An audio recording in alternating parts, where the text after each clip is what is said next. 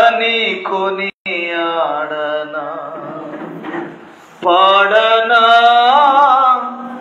పాడనా కొనియాడనా స్తుతి పాడనా స్తుతి స్తుతి అని కొనియాడనా స్తుతి పాడనా స్తుతి స్తుతి అని కొనియాడనా పాడనా పాడనా కొనియాడనా పాడనా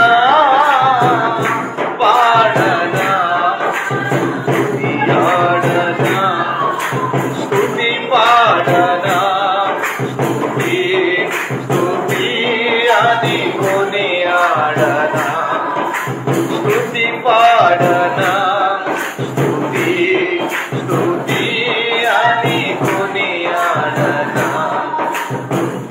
నీ జీవవాక్యం నా పాదములకు దీపమే నీ జీవవాక్యం నా పాదములకు దీపమే అది నా త్రోవలో నన్ను నడిపించే అది నా త్రోవలో నన్ను నడిపించే వెలుగే వెలుగే అది నా యేసు పాదం పాదం కలువరి యాగం పాదం కలువరి యాగం స్తుతి పాడనా స్తుతి స్తుతి అని కొనియాడనా స్తుతి పాడనా స్తుతి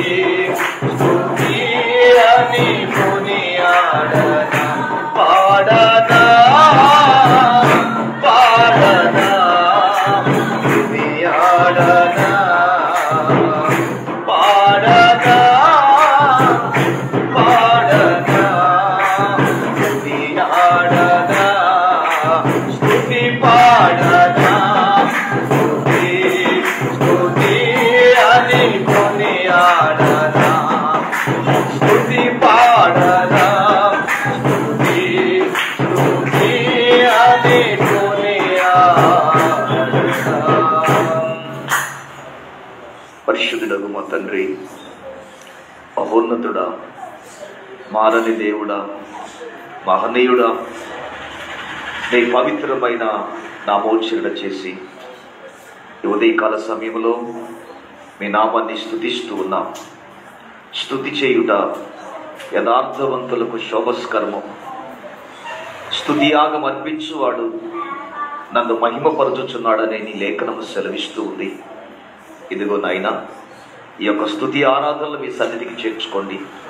మీ సందేశాన్ని బిడ్డలకు వినిపిస్తుండగా వినగల చెవి, గ్రహించగలిగిన హృదయాన్ని దయచేయండి.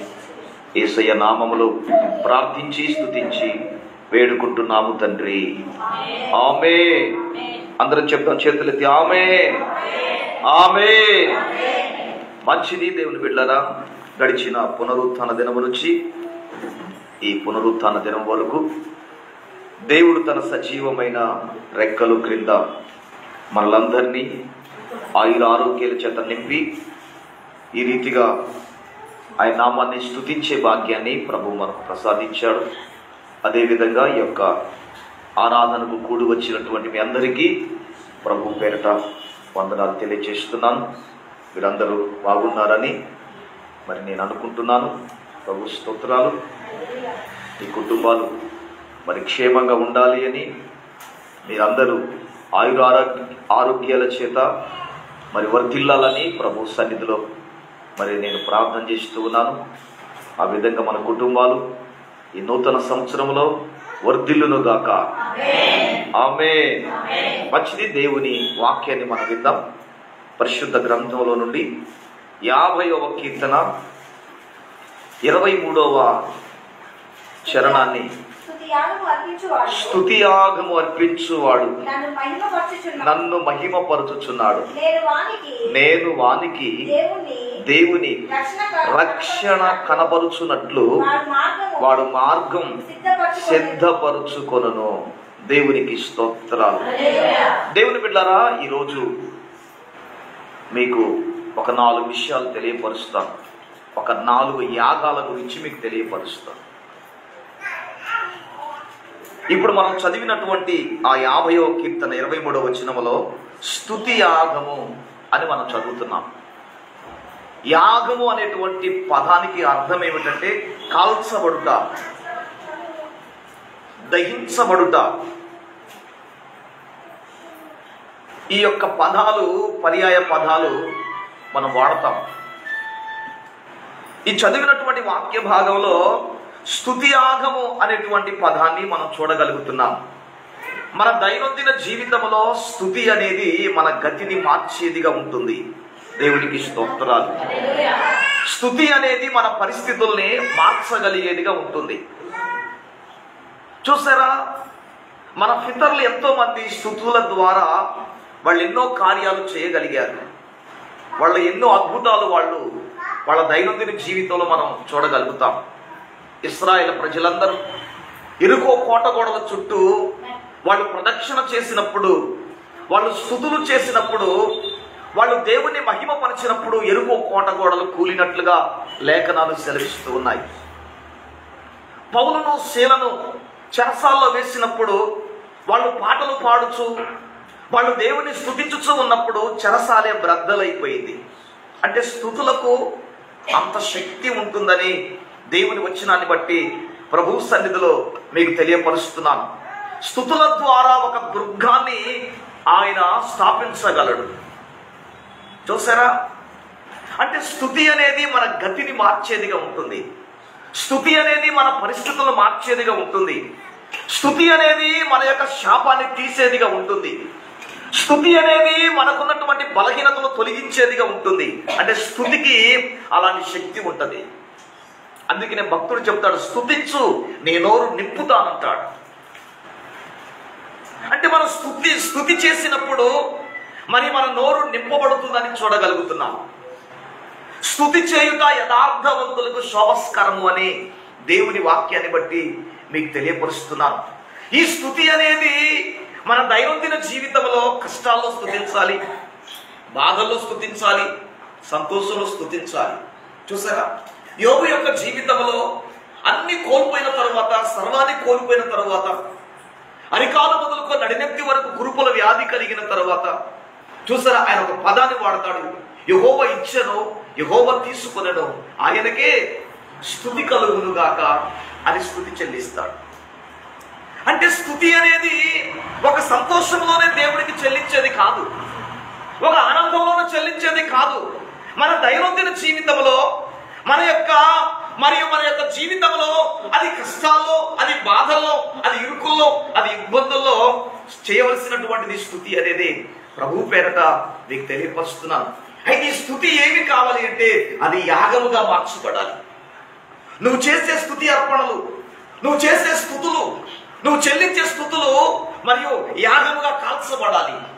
అంటే కాల్చబడేటువంటి దానికి ఒక నైజం ఉంటుంది. కాల్చబడటం ద్వారా అది వాసన వస్తుంది. చూసారా, మీరు అర్పించున్నది అది గోధుమ పిండి అయినా కానీ, తరువాత అది మరియు దహన బలైనా కానీ, కొవ్వు కానీ, మరి దాన్ని బలిపీఠం మీద వేసినప్పుడు, అది కాల్చబడ్డప్పుడు అది దేవునికి మరి ఒక సువాసన వస్తుందని ఒక మాట మీకు జ్ఞాపకం చేస్తాను. లేవియా కాండము 7వ అధ్యాయము 12వ వాక్యాన్ని మనం చదువుదాం. అక్కడ వాడు కృతజ్ఞత అర్పణముగా అర్పించున్నప్పుడు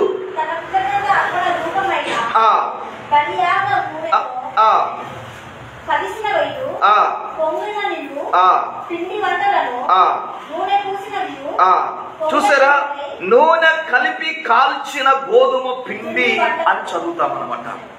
అంటే నూనె కలిపి ఒక రొట్టెను చేసినప్పుడు, ఆ రొట్టె కాల్చబడుతున్నప్పుడు ఆ రొట్టెల నుంచి ఒక మాధుర్యం బయటకు వస్తుంది.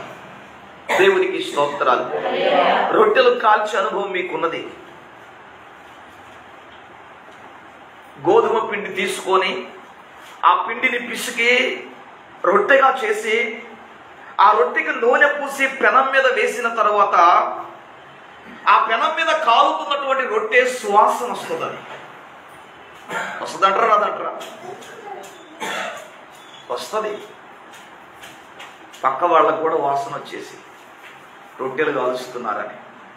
అంటే దానికి నూనె అంటినప్పుడు, నూనె రాసినప్పుడు, అది కాలుతూ ఉన్నప్పుడు, అది మాడుతూ ఉన్నప్పుడు, అది దహించబడుతున్నప్పుడు అందులో నుంచి వాసన వస్తుంది. అయితే మన స్తుతి అనేది కూడా కాల్చబడాలి. మన స్తుతి అనేది కూడా యాగముగా చేయబడాలి. మన స్తుతి అనేది కూడా అది మాడుతున్నటువంటిదిగా ఉన్నప్పుడు అందులోంచి ఒక మాధుర్యం, ఒక సువాసన వస్తుందనే విషయాన్ని ప్రభు పేరట మీకు తెలియపరుస్తున్నది. స్తుతి యాగము. నీ స్తుతులు అనేది ఆ రొట్టె వలె కాల్చబడుతున్నప్పుడు మరియు ఆ సువాసన వస్తున్నట్లుగా నీ స్తుతి యాగము కూడా దేవునికి కాల్చబడాలనేది దేవుని వచనాన్ని బట్టి మీకు తెలియపరుస్తున్నాం.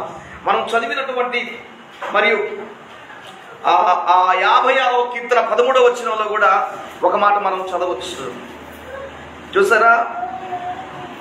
56:13 వచనంలో, నేను నీకు మొక్కుకొని ఉన్నాను, అదిగో నేను నీకు స్తుతి యాగములను అర్పించెదను. 50వ కీర్తన 14వ వచనములో, స్తుతి యాగము చేయుము, నీ మొక్కుబడులు మహోన్నతునికి నీ మొక్కుబడులు చెల్లి. చూసారా? ఈ వాక్యాలన్నీ కూడా స్తుతి యాగము చేయుము, స్తుతి యాగము అర్పించదను, స్తుతి యాగం అర్పించేవాడు నన్ను మహిమపరుచుచున్నాడు అని దేవుని యొక్క వాక్యము సెలవిస్తుంది. చూసారు? ఇంకొక విషయాన్ని కూడా మీకు తెలియపరుస్తాను. హెబ్రీయులకు రాసిన పత్రిక 13వ అధ్యాయము 15వ వచనములో ఆడ భక్తుడైనటువంటి ఆ పౌలు గారు చక్కటి విషయాన్ని రాస్తూ ఉన్నాడు. కాబట్టి ఆయన ద్వారా మనకు దేవునికి ఎల్లప్పుడూ స్తుతి యాగము చేయుదుము, అనగా ఆయన నామమును ఒప్పుకొనుచు జిహ్వ ఫలము అర్పించ. చూసారా? వాక్యం ఏమి సెలవిస్తుంది? కాబట్టి ఆయన ద్వారా మనం ఎల్లప్పుడూ దేవునికి స్తుతి యాగము చేయాలి. ఎల్లప్పుడూ కూడా దేవునికి స్తుతి యాగము చేయాలి, స్తుతించాలి. అంటే స్తుతి అనేది మన జీవితంలో ఒక శోభస్కరమాట, ఒక శోభం, ఒక శుభాన్ని కలిగించేది, ఒక అందాన్ని కలిగించేది, ఒక ఆశీర్వాదాన్ని కలిగించేది, మనకు ఒక యోగ్యతను కలిగించేటువంటిదిగా ఉండాలి అనేది ప్రభువు పేరట మీకు తెలియపరుస్తున్నాను. కనుక నువ్వు చెల్లించే స్తుతి అనేది దేవునికి యాగముగా మార్చబడాలి. కాబట్టి ఆయన ద్వారా మనం దేవునికి ఎల్లప్పుడూ స్తుతి యాగము చేయొచ్చు. మన జిహ్వ ఫలము దేవునికి అర్పించాలి. జిహ్వ అంటే నాలుక. జిహ్వ ఫలము అర్పించాలి అని ప్రభువు పేరట మీకు తెలియపరుస్తున్నాను. హోషేయ గ్రంథము మరియు ఆ 14వ అధ్యాయం 2వ వచనములో, ఎడ్లకు బదులుగా మా పెదవులు అర్పించుచున్నాము అని హోషేయ భక్తుడు 14:2లో మనం చూడగలుగుతున్నాం. మన జిహ్వ ఫలము అంటే మన నాలుక, ఆ ఫలం అనేది దేవుడికి అర్పించాలి. తర్వాత ఏమిటంటే మన పెదవులు ఎడ్లకు బదులుగా, పశువులకు బదులుగా మా పెదవులను నీకు అర్పిస్తున్నాము అని మనం చూడగలుగుతున్నాం. దేవునికి స్తోత్రాలు, హల్లెలూయా. కనుక దేవుని బిడ్డలారా, ఒకటి స్తుతి యాగం అర్పించాలి, రెండవది జిహ్వ ఫలము అర్పించాలి, మూడవది మన పెదవులు అర్పించాలి, నాలుగవది కృతజ్ఞత అర్పణలు దేవునికి అర్పించాలి. అది స్తుతి యాగములో ఉన్నటువంటి సారాంశము. దేవునికి స్తోత్రాలు. రెండవ విషయాన్ని కూడా ఈ సందర్భంగా మీకు తెలియపరుస్తూ చూడండి. రోమీయులకు రాసిన పత్రిక 12వ అధ్యాయము 1వ వాక్యాన్ని చదవండి. కాబట్టి సహోదరులారా, పరిశుద్ధమును దేవునికి అనుకూలమైన చదవండి సజీవ యాగముగా మీ శరీరములను ఆయనకు సమర్పించుకొనుడి. దేవునికి స్తోత్రాలు. రెండవ యాగం ఏమిటంటే సజీవ యాగం అట. దేవునికి స్తోత్రాలు. సజీవ యాగముగా మా శరీరము సమర్పించి సంపూర్ణ సిద్ధి నొందా శుద్ధాత్మను నొసగితివి. సజీవ యాగముగా మా శరీరము సమర్పించి సంపూర్ణ సిద్ధి నొందా శుద్ధాత్మను నొసగితివి స్తోత్రం చెల్లింతుమో స్తుతి స్తోత్రం చెల్లింతుమో యేసునాథుని మేలులు తలంచి స్తోత్రం చెల్లింతుము. హల్లెలూయా. చూసారా, రెండవది ఏమిటంటే సజీవ యాగముగా, సజీవ యాగముగా మా శరీరమును సమర్పించి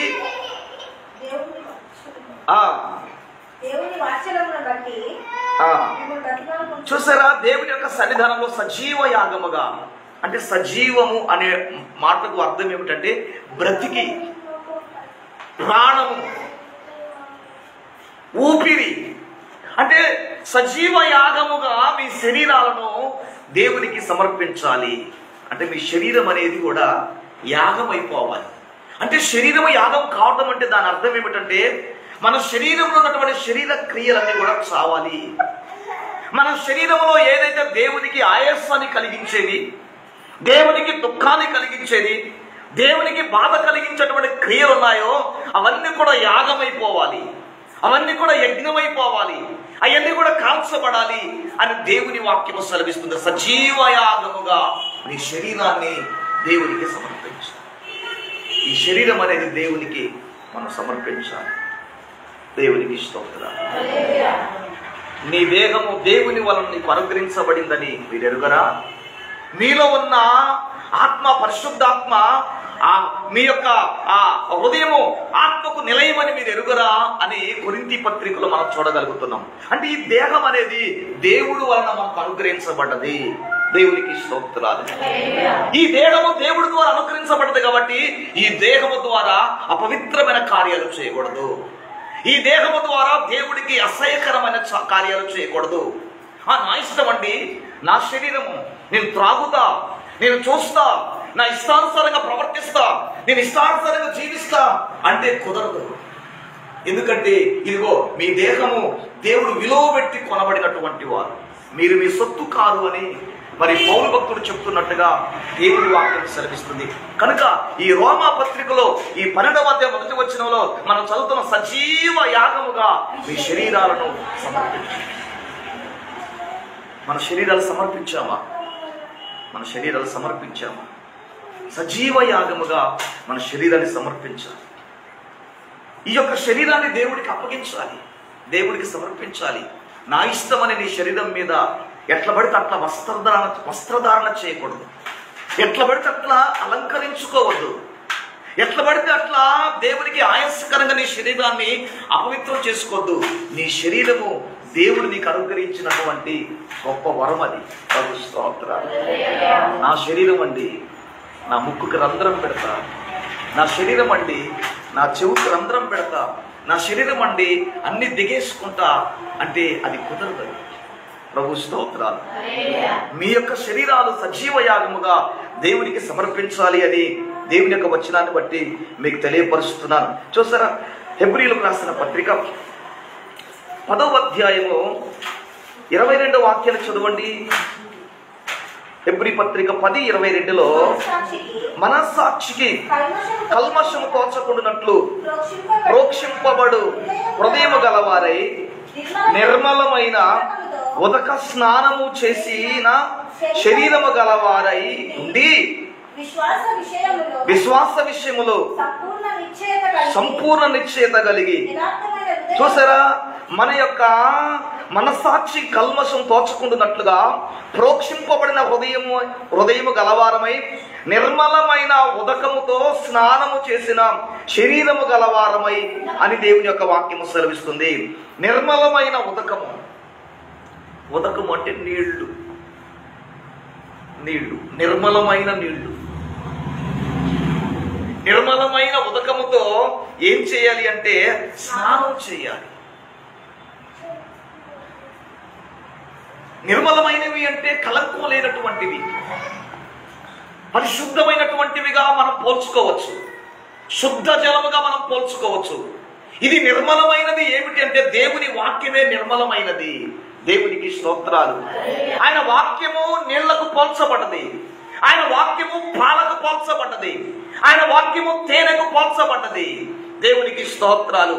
కనుక దేవుని వాక్యము ద్వారా మన శరీరాలు పవిత్రపరచుకోవాలి. దేవుని వాక్యము ద్వారా మన శరీరాన్ని మరియు శుద్ధి చేసుకోవాలి. నిర్మలమైన ఉదకముతో స్నానము చేసిన శరీరము గలవారమై అని వాక్యము సెలవిస్తుంది. బైబిల్లో 66 పుస్తకాలు ఉన్నాయి, 66 బకెట్లే. ప్రతిరోజు కూడా మన శరీరాన్ని వాక్యం ద్వారా కడిగి వేసుకోవాలి. దేవా, నాలో ఏ బలహీనత ఉందో, నాలో ఏ మత్స ఉందో, నాలో ఏ మరక ఉందో, నాలో ఏ డాగు ఉందో, నీ యొక్క వాక్యం అనేటువంటి నీళ్ల ద్వారా, ఇదిగో ఈ యొక్క ఉదకము ద్వారా నన్ను కడుగు నాయన, మలినం అంటకుండా, మనస్సాక్షికి కల్మషం తోచకుండా అని ప్రభు దగ్గర మనం సిద్ధపడవలసినటువంటి వారం అయ్యాం. ఇంకొక విషయాన్ని కూడా ఈ సందర్భంగా రెఫరెన్స్ మీకు చూపెడతాను. చూడండి, రోమీయులకు రాసినటువంటి పత్రిక 12వ అధ్యాయము 14వ వాక్యములో, కాబట్టి శరీర దురాశలకు లోబడినట్లుగా చావుకు లోనైన మీ శరీరమందు పాపమును ఏలనీయుకుడి అని వాక్యము సెలవిస్తుంది. వినరా? కాబట్టి శరీర దురాశలకు లోబడినట్లుగా చావునకు లోనైన మీ శరీరమందు పాపమును ఏలనీయుకుడి. ఈ శరీరం ఏమిటంటే చావుకు లోనైనటువంటి శరీరము. ఈ శరీరము మత్స్యమైనటువంటిది, ఈ శరీరము మట్టిది, ఈ శరీరము ఎలాంటిది అంటే మరియు త్రాసు మీద ధూళి లాంటిది మన ఊపిరి అని దేవుని వాక్యంలో మనం చూడగలుగుతున్నాం. కనుక దేవుని బిడ్డలారా, ఇంత బలహీనమైనటువంటి శరీరము, మట్టి దేహము, మత్స్యమైనటువంటి దేహము, కాబట్టి ఈ శరీరాన్ని మనం ఏం చేయాలంటే సజీవ యాగముగా దేవునికి మనం అప్పగించాలి. దేవునికి స్తోత్రాలు. అది రెండవ విషయం అన్నమాట. మూడో విషయాన్ని కూడా ఈ సందర్భంగా మీకు తెలియపరుస్తూ చూడండి. ఫిలిప్పీలకు రాసినటువంటి పత్రిక 2వ అధ్యాయము 17వ వాక్యాన్ని చదవండి. ఫిలిప్పీలకు రాసిన పత్రిక 2:17, మరియు మీ విశ్వాస యాగములోను దాని సంబంధమైన సేవలోను పోయబడినను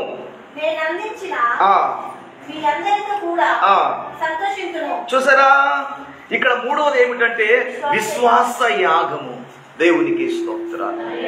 దేవుని బిడ్డలారా, విశ్వాసము అనేది మన జీవితంలో ఒక బలమైనటువంటి నిరీక్షణ కలిగినటువంటిది. చూసారా? బైబిల్లో విశ్వాసాన్ని గురించి మనం చూడగలుగుతున్నాం. కుమారి, నీ విశ్వాసమే నిన్ను స్వస్థపరచును అని మనం చదవగలుగుతాం.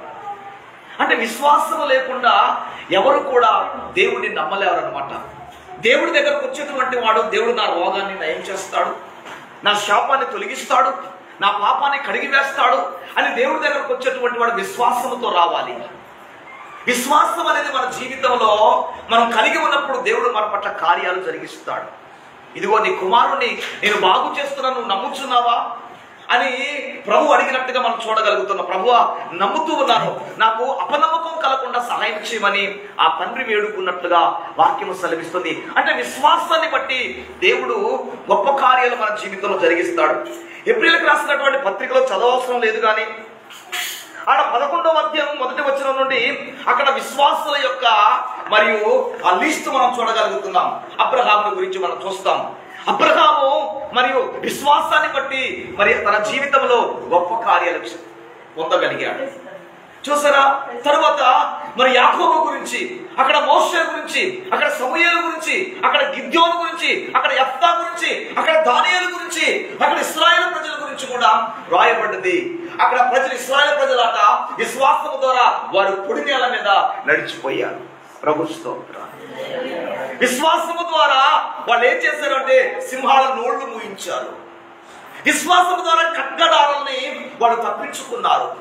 విశ్వాసము ద్వారా వాళ్ళు ఎన్నెన్నో కార్యాలు వారు పొందారని దేవుని యొక్క వాక్యం సెలవిస్తుంది. విశ్వాసం అనేది నిరీక్షింపబడు వాటి యొక్క నిజస్వరూపం అనే వాక్యం సెలవిస్తుంది.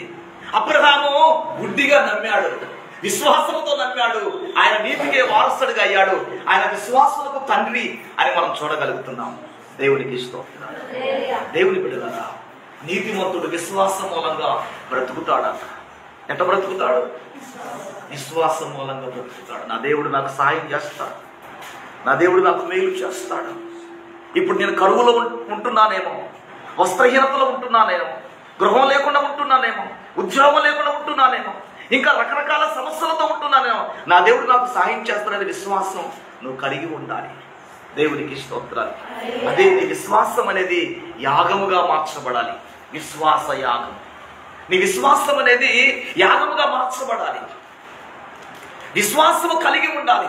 విశ్వాసము లేకుంటే ఏ కార్యాలు చూడగలుగుతావు?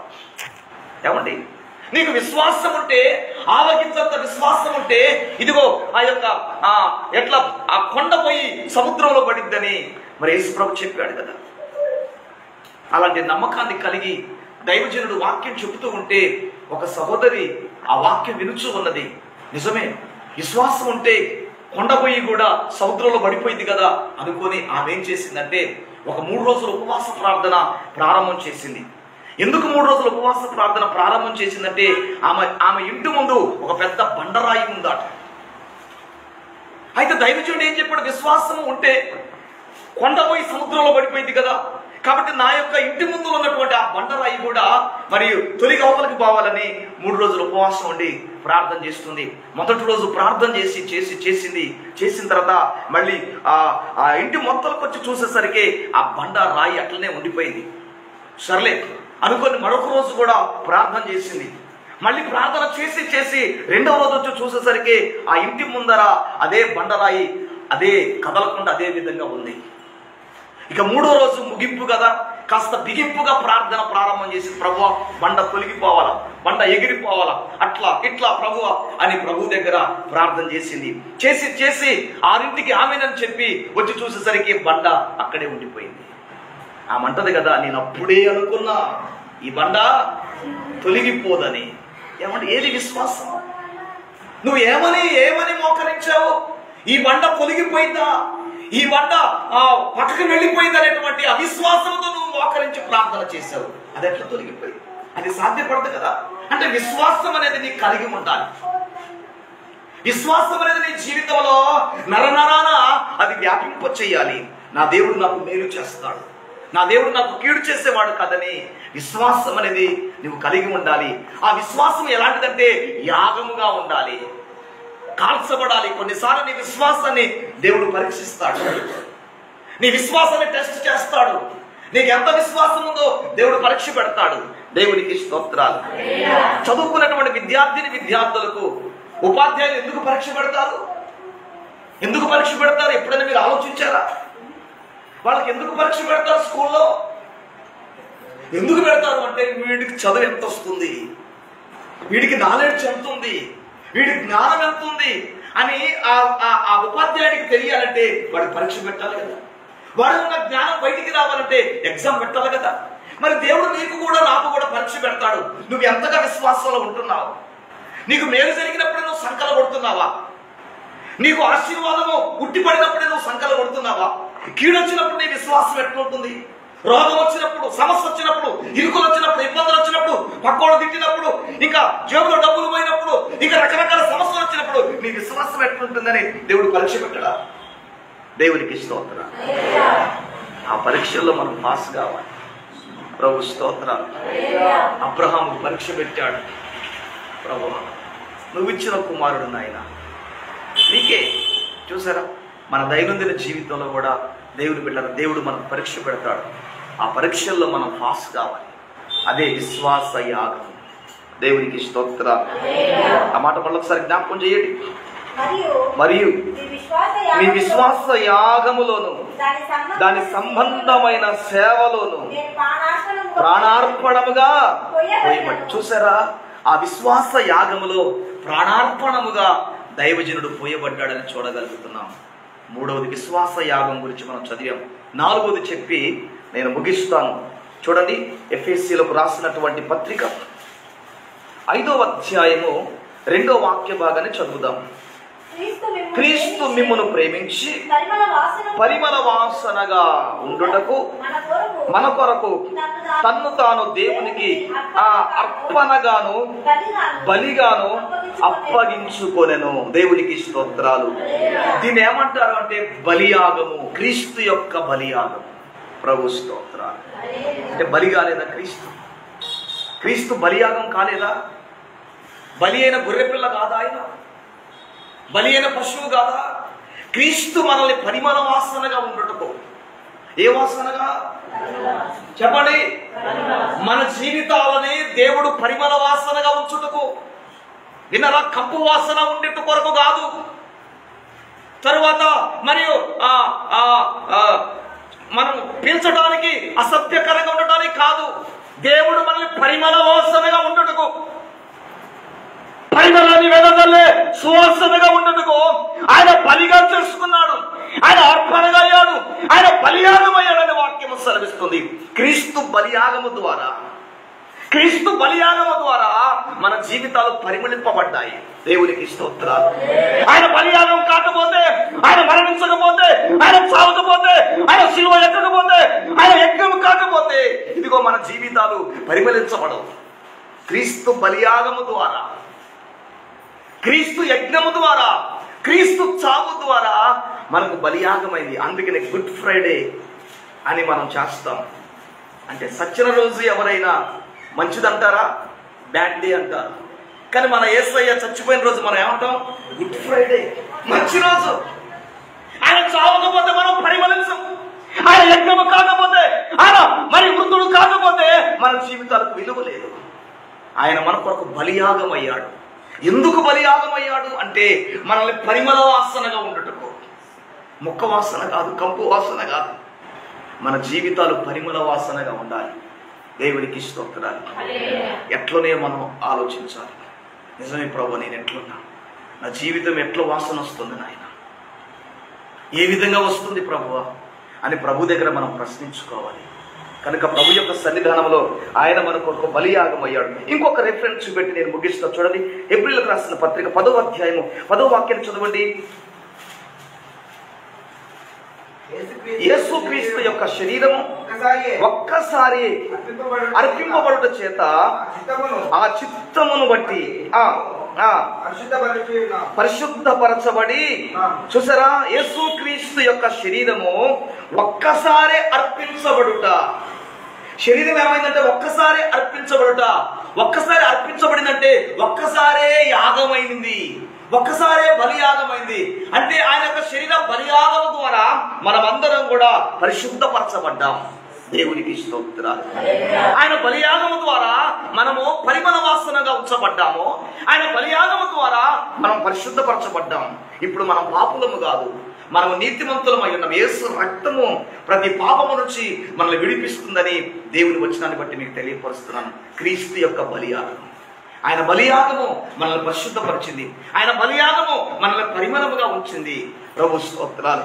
ఆయన బలియాగము మనం తలెత్తుకున్నటువంటి వారిగా చేసింది. ఆయన బలియాగము ద్వారా మన జీవితమే మార్చబడ్డది. ప్రభు స్తోత్రాలు. లేకపోతే ఏ కళ్ళు కాంపౌండ్లో కూర్చున్నటువంటి వాళ్ళము, ఏ సారా కుట్లలో కూర్చున్నటువంటి వాళ్ళము, ఏ సినిమాల కోసం ఎదురు చూస్తున్నటువంటి వాళ్ళము, ఏ పాపం కొరకు అరులు చాచుచున్నటువంటి వాళ్ళము, ఏ జీవితం శాపగ్రస్తంగా మార్చుకున్నట్టుతో మన జీవితాలు ఉండేవి. మన జీవితాలు పరిశుద్ధపరచలేదా దేవుడు? దేవునికి స్తోత్రాలు. పరిశుద్ధపరిచాడు. అలాగే తెల్లబట్టలేదు. అందుకని మీరందరూ ముసుగేసుకుని ప్రార్థన చేస్తున్నారు. దేవునికి స్తోత్రాలు. ఎంత గొప్ప బలియాలు చెప్పండి. ఎంతో మంది చచ్చిపోయారు, కానీ వాళ్ళ ద్వారా రక్షణ కలగలేదు. కానీ యేసుక్రీస్తు వారి యొక్క బలియాగము ద్వారా, యేసుక్రీస్తు వారి యొక్క యజ్ఞము ద్వారా, యేసుక్రీస్తు వారి యొక్క చనిపోవడం ద్వారా మనమందరం పరిశుద్ధపరచబడ్డామనేది దేవుని వాక్యాన్ని బట్టి మీకు తెలియపరుస్తున్నాం. దేవుని స్తోత్రాలు. 4 విషయాలు మీకు చెప్పాను. మొదటిగా ఏమిటి అంటే స్తుతి యాగము అని చెప్పాను. రెండవది ఏమిటంటే సజీవ యాగము అని చెప్పాను. మూడవది ఏమిటంటే విశ్వాస యాగము అని చెప్పాను. నాలుగవది ఏమిటి అంటే బలియాగం. దేవునికి స్తోత్రాలు. కనుక దేవుని బిడ్డలారా, ఆ విధంగా ప్రభు కొరకు మనం జీవించుదాం. దేవుడి మాటలు మన వినికిడిలో ఆశీర్వదించును గాక. ఆమేన్ చెప్దాం. ఆమేన్. చేతులెత్తి ఆమేన్ చెప్దాం. ఆమేన్. ఆమేన్. ఆమేన్. ప్రార్థన చేసుకుందాం. మన మధ్యలో